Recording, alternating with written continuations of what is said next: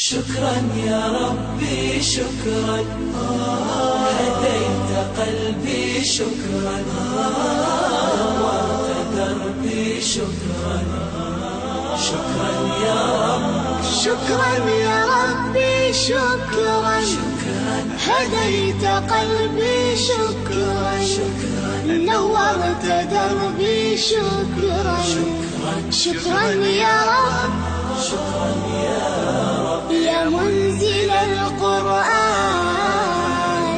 يا خالق الإنسان يا رب يا رحمن شكرا يا رب شكرا يا رب يا منزل شكرا يا ربي شكرا هديت قلبي شكرا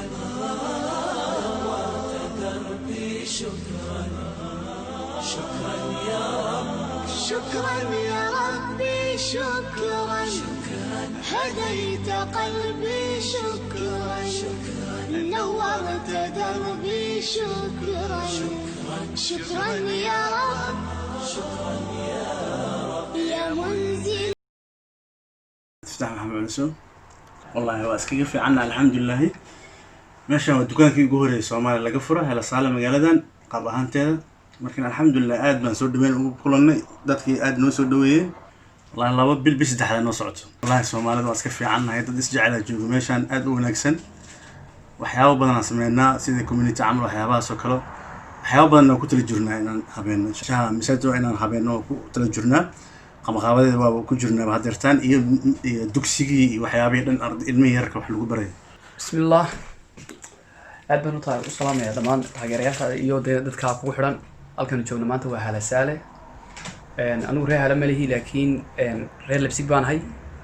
40 kilomitir baan ku soo socday meherada inaan wax ka soo iibsado xiisaan de 40 kaas waxay soo waday waxa weeyaan kalgacaylka iyo de soo dhaweyntan kala kulmay walaalkeen iyo meherada Soomaalida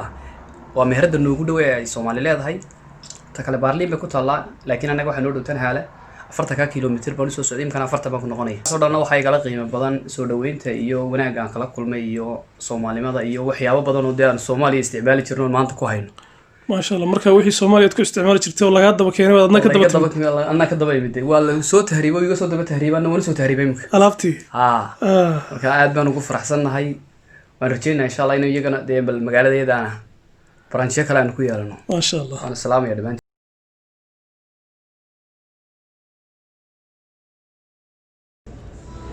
بسم الله الرحمن الرحيم والصلاة والسلام على رسول الله صلى الله عليه وعلى آله وصحبه وسلم السلام عليكم ورحمة الله وبركاته walaalayaal meel kasta oo joogtaan nabad iyo naxariis korkiina ha ahaato waa barnaamijkeeni Leben in Deutschland ama waayaha Jarmalka oo aynu ku soo booqanay magaalo kamid ah magaalooyinka ay aad iyo aad ugu badan yihiin Soomaalida magaceedana ka hor dhicmaayo bismillaahir rahmaanir rahiim magacaygu waa Mustafa Jaac waxaan ka mid ahay dhalinyarada ama dadkan Soomaalida degan gobolka Section Halt gaar ahaan degmada Halasaale oo ah marka loo eego gobolka degmada ugu Soomaalida badan ama community Soomaalida ugu badan yihiin Soomaalida Halasaale degan waxay badan yihiin dhalinyaro marka sida loo eego familiyo Soomaalidu waxay leedahay barnaamijyo oo socdo wada shaqeeyaan hadii problem noqdo way sacaawiyaan waxaan aaminsanahay inaan ku jirno ama Jarmalka hadaan nahayn xagga ugu sareeya inaan kaalmo fiican ka jirno xagga Soomaalinimada iyo wax wada qabsiga iyo nolosha ku noolahay haddii gari timaado ma sha Allah si fiican baan uga qayb qaadanaa imka gari baan noo taala ilaahay u naxariisto walaalkay oo maanta aan ku aasnay xabaalaha muslimiinta ee magaalada Halasaale magaalada markaan tacsida waan ka wada qayb qaadanaa ما شاء الله qorsheyaal badan baan leenahay jaaliyad baan noo socotay imka laba face bay soo dhaaftay face saddex baan noo haray inaan meel helo masaajid inaan helo Soomaalida oo gaar ah maadaama aan leenahay familiyo badan carruur badan إن شاء الله إلهي نحن كرتشين إلهي نوفض يو مقعيقو عبد الرحمن محمد جوليد كم مقع دير عبد الرحمن دقو وحن كنا على مقالة هالسالة وحن شوقي مقالة إلا إيو الله بدي يكون يا أفري طبانكي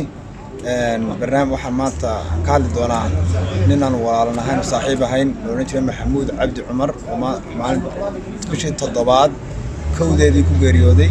مقالة هالسالة نكا محمود هذا نير تاريخ سكورما محمود wuxuu ahaa dhalinyarta soo gashay 2014 magaalada Halasaale محمود 2014 waxa ku dhacay qadar Allahu naxariisto marxuumka qadarkaasi oo ahaa inuu maxaan ku radaa mid kamid ah laxaadkiisa uu ku waayo oo lugihiisa ka mid yihiin maxamuud allah u naxariistee intii ka dambeysay oo dhan wuxuu ku noolaa magaalada Haalasaala si wanaagsan buu noolaa in waxaan ku raacdaa wuxuu ahaa allah u naxariistay aad u bashaasha oo furfuran oo dhalinyarta ku dhex jira maxamuud qadartii allah waxay ugu timiday bishii 7aad kowdeedii sanadkan ku jirna 2020 ninkaasi oo ku jira dhakhtar ku la yiraahdo BG Clinicum Haala ninkaasi dhakhtarka wuxuu ku jiray muddo cayiman ka bacdina ilaa bishii 7aad labadeedii maanta inta ka dambeysay ayuu nala soo sheegay saasaan ku booqanay dhakhtarkan soo xaqiijinay geeridiisa maanta ay tahay bishu 2000 iyo bishii 7aad 16 2020 waxaan ku aasnay magaalada Haalasaala dhammaan muslimiinta adduunyada ku nool oo dhan waxaan leenahay ninkaasi ilaahay naxariistina ka waraabiyo ilaahay waxaan ku yiri dambigiisa ha dhaafo saasaan inna lillahi wa inna ilayhi raaji'uun assalaamu calaykum bismillaahi raxmaani raxiim magacayga waxa la yiraahdaa maxamed cabdiqaadir caawud ku magac dheer dawladda waxaan ku noolahay magaalada Haalasaala waddanka Jarmalka jihahan magaalada waxay dhacdaa barigii bartamaha Jarmalka gobolka section Anhalt magaalada waxaa degan Soomaali badan haddaan ka warbixiyo Soomaalida waxa lagu qiyaasaa ilaa 700 ugu badnaan qiyaastii magaaladan Soomaalidu in badan ma degana sanad ahaan ilaa 6 sano ilaa 2014 inta dadkii ugu horeeyay soo degeen laakiin sida aan taariikhda ku maqal Soomaali hore ilaa dadkii dawladihii hore ee ka soo cararay ilaa 70-nadii kala soo galay baa jiray inkastoo mar dhexe ay ka guureen haddana Soomaalida hadda ku nool waa Soomaalidii dambe oo dadkii dalku intuu burburay soo galay oo 2014 waa ugu horeeyay dadka hadda degan dad ahaan oo dad isku xiran inkastoo dadku dad iska wada cusub yihiin oo waxyaabo istari karaan ay iska yar yihiin haddana waa Soomaali maasha Allah isku duuban aad ba isku xiran yahay wax saameyn oo xumaan ama cunfiina kama jiro dadka cusubna waa soo dhaweynaa waxa nin geeriyooday Allah u naxariistay oo loo jiray Maxamuud waxaan halkan tacsuuga dirayaa ehelkiisa iyo familkiisa dadka qaraabadiisa iyo guud ahaan ummadda Soomaaliyeed waxa leeyahay inna lillahi wa inna ilayhi raaji'uun because Allah u naxariisto soo duceeya waxa uu billahi tawfiiq bismillaahi raxmaani raxiim magacaygu waa Cabdi Maxamed Nuur oo ku magac dheer Cabdi Xaaji ku nool magaalada Haalasaala section Anhalt runtii waxaan ahay dadka ugu horeeyay oo magaaladan lagu bilaabay oo Soomaali oo ku jirana dadka odayaasha magaalada ما شاء الله ومقالة آدية آد ونكسن والصومالي أهان إسمحك الأهان وحوال بو وما أنت وحير هذين عن إسبتال لذا وفت مرة هذين نجش وصوّد بقدر ليس وذا راعو أنلوك الهرين ما شاء الله مل مذئة يوروب وحن جوا شن يتمصر مل مذئة ولما أركن هالرسالة دد آد وقلب النظيف وملك نوريين ما شاء الله marka waxaan ka baryaa ilaahay inuu nagu amaansado awlaadna nagu amaansado yar aad iyo aad nagu qaali ah oo wax badan iska soo noolayn oo gaar ahaan hal sari isla sii degnayna magaaladan ku geeriyooday Allah u naxariisto sabr iyo iimaan laga siiyo waalidkii hooyadii aabihii oo ka baxay sabr iyo iimaan asagana waxaan ilaahay u baryaynaa jannatul firdaws inuu ilaahay ka waraabiyo salaatu wasalaamu ala rasuulillah ma ba'd assalaamu alaykum wa rahmatullahi wa barakatuh aad u salaamaya ummadda Soomaaliyeed oo kala joogan waxaan aad u salaamaya الشيخ عبد الغني ونوصل بقضي قبل كان سكسن حالتك على حال مجال هالصالة هذا حالة عصبة تاجن وقت حاضر كان